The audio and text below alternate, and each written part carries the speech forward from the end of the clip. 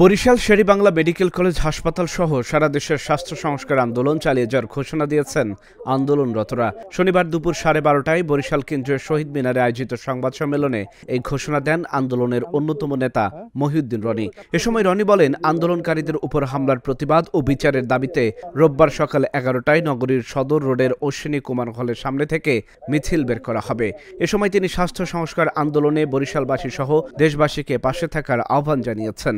রনি অভিযোগ করে বলেন, হাসপাতালের সামনে শিক্ষার্থীদের অনশনে ছাত্রলীগের একটি গ্রুপ তাদের উপর হামলা চালিয়েছে। তারা এই হামলার তীব্র নিন্দা ও জড়িতদের বিচার দাবি করেন। আমরা জানি না কার টাকা তারা খেয়েছে, কিন্তু তারা প্রচার করছে, অপপ্রচার চালাচ্ছে যে ছাত্ররা মার খেয়ে আন্দোলন স্থগিত করছে, কিন্তু ছাত্ররা আন্দোলন স্থগিত করে না। আমাদের আন্দোলন চলছে, আমাদের আন্দোলন চলবে ইনশাআল্লাহ। আন্দোলন বন্ধ করা যাবে না।